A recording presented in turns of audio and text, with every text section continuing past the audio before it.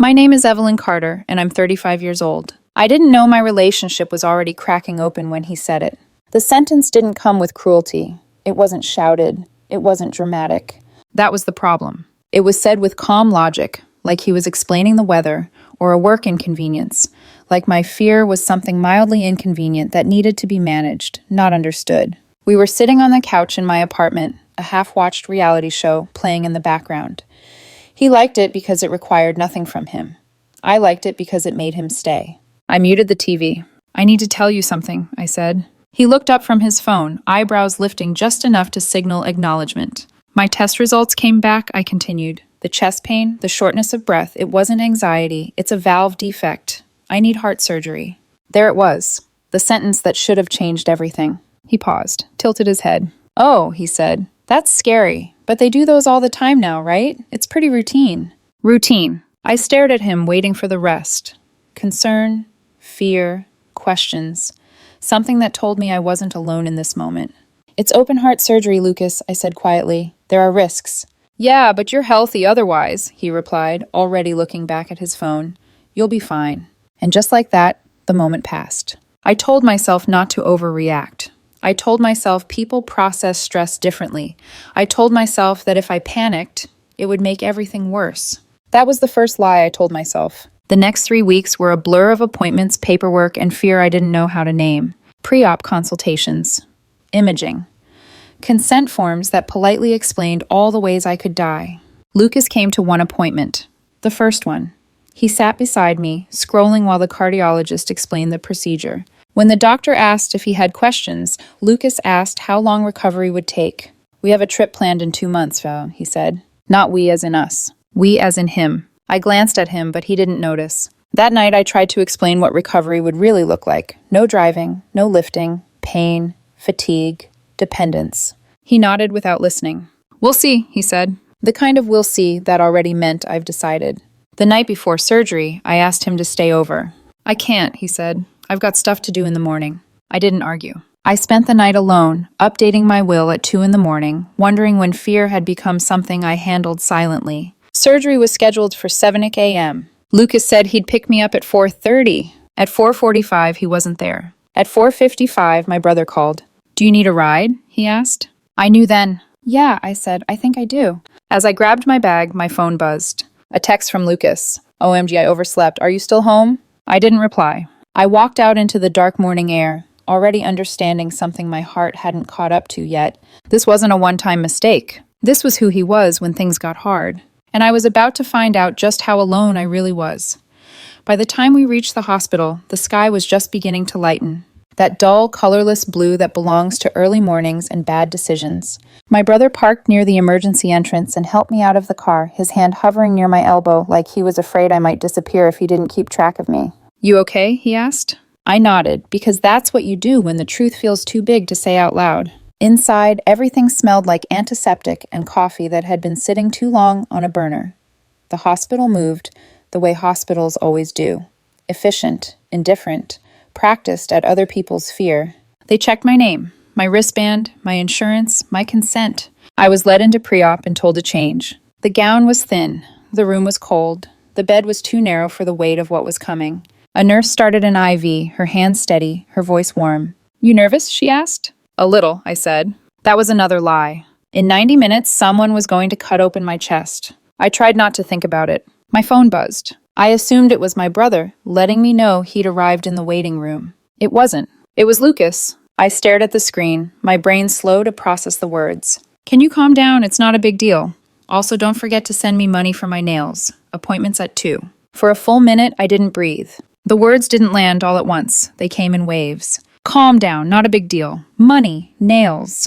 The nurse noticed my face change. "Are you okay?" she asked. "Yes," I said automatically. I wasn't. I was sitting in a hospital bed, wearing a paper-thin gown, an IV taped to my arm, about to be wheeled into open-heart surgery, and the man I'd been with for 2 years was annoyed that I might be emotional and worried I'd forget to fund his afternoon plans.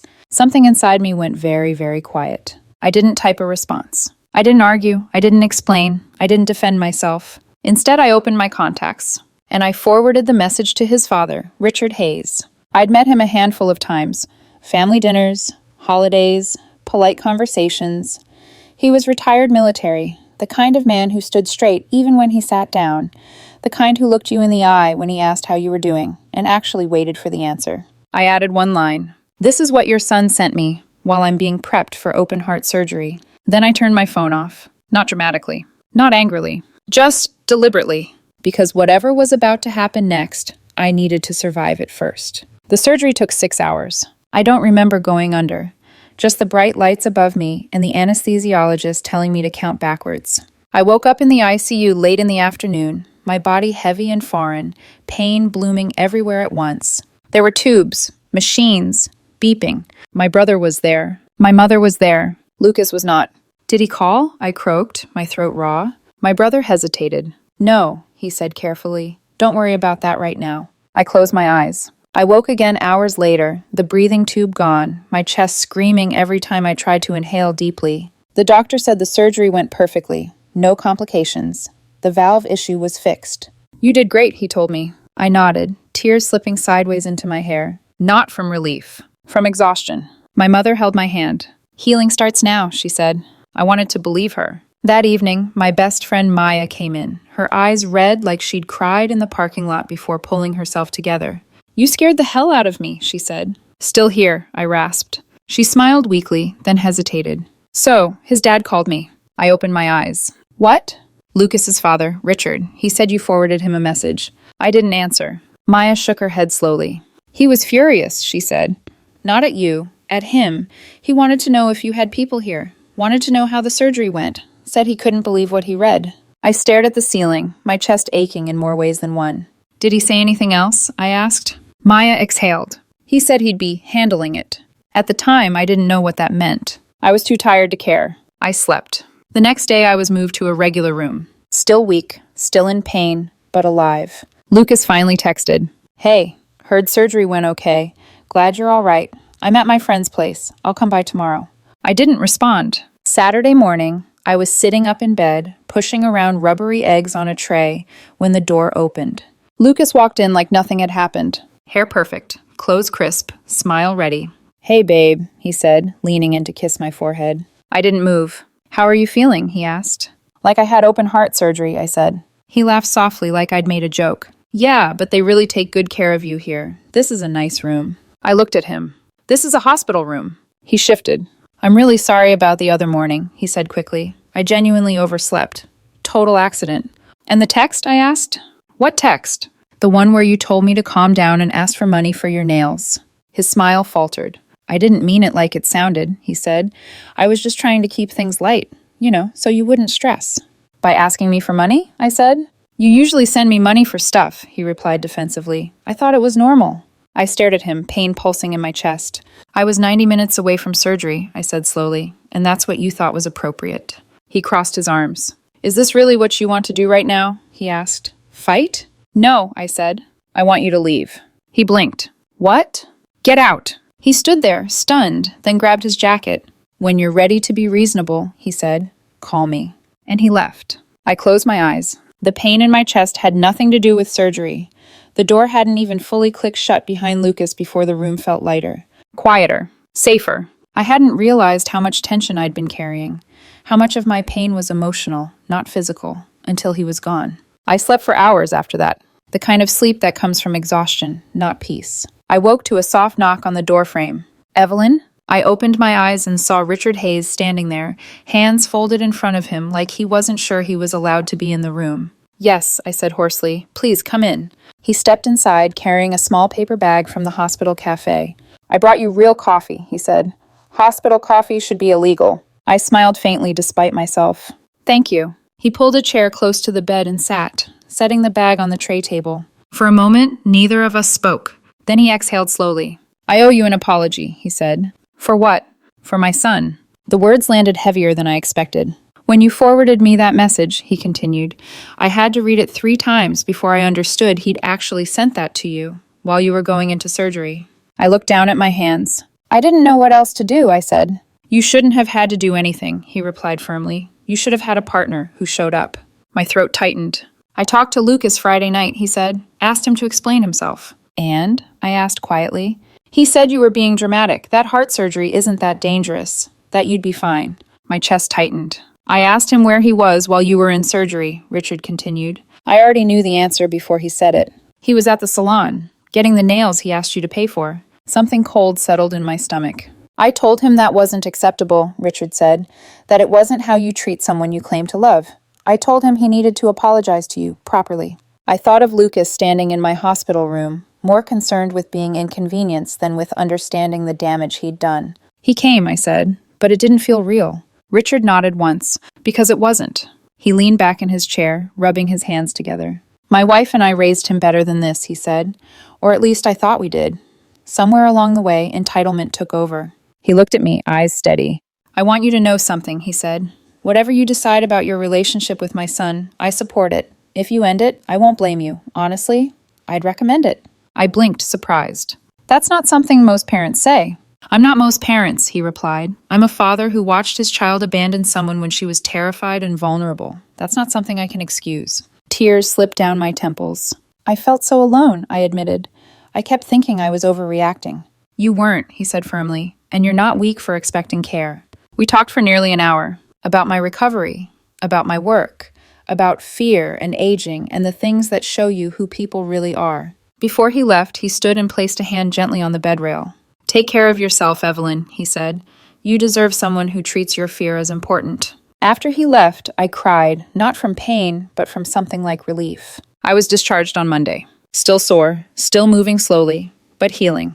My brother insisted I stay with him and his wife for the first week. Lucas texted Sunday night asking where I'd be staying. I didn't reply. Tuesday afternoon, there was a knock at my brother's door. His wife Nina answered it. From the couch, I could hear voices. Is Evelyn here? Lucas asked. She's not up for visitors, Nina replied calmly. I'm her boyfriend, he insisted. I have a right to see her. Nina didn't raise her voice. Rights aren't how relationships work, she said. Showing up is.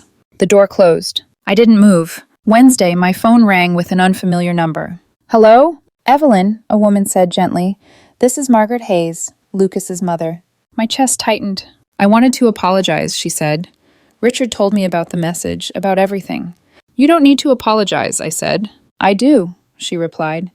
We raised him. Somewhere we failed. And I want you to know, we care about you. Whatever happens between you and Lucas, that doesn't change. She hesitated. Are you going to end things with him? The directness caught me off guard. I think so, I said. Good, she said softly. Actions should have consequences. Thursday, I finally responded to Lucas. We need to talk. His reply came instantly. Finally. Yes, I love you. I didn't say it back. Saturday, he arrived at my brother's house looking nervous. We sat on the back porch. The air was warm. The moment was not. I'm ending this, I said. His face went pale. What? This relationship. He started crying. I'll do better, he said. I didn't realize it was such a big deal. That's the problem, I replied. You didn't realize open-heart surgery was a big deal. He reached for me. I leaned back. When I needed you, I said, you weren't there, and that's not something I can unsee. He left. I stayed. And for the first time since my diagnosis, I felt steady. After Lucas left my brother's porch, the quiet didn't feel empty. It felt earned. I sat there for a long time, wrapped in a blanket, listening to the ordinary sounds of a life continuing, cars passing, a dog barking somewhere down the block, my sister-in-law moving around in the kitchen. The world hadn't paused just because my relationship had ended. And somehow that helped. The first week of recovery was humbling. I couldn't lift anything heavier than a mug. I shuffled instead of walked. Every laugh hurt. Every cough felt like a betrayal by my own body. But I wasn't alone. My brother checked my medication schedule like it was a military operation. Nina hovered, without smothering. Maya came by with groceries and gossip and gentle jokes that didn't require me to laugh. Lucas texted twice, then 3 more times, then called. I didn't answer. A week later, his sister reached out. I just wanted to say I'm sorry, she said. He told us his version, but our parents told us the truth.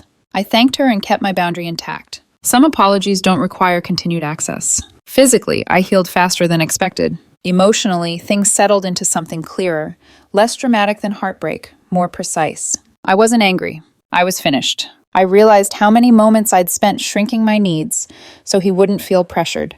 How often I'd translated his absence into patience, his indifference into independence. I hadn't been strong. I'd been accommodating. And there's a difference. 2 months later, my cardiologist cleared me for exercise. "Your heart looks great," he said. "Strong?" I smiled.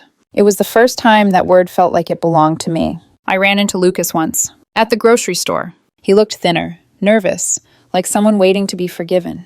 "I've changed," he said quickly. "I'm in therapy." "I hope it helps," I replied honestly.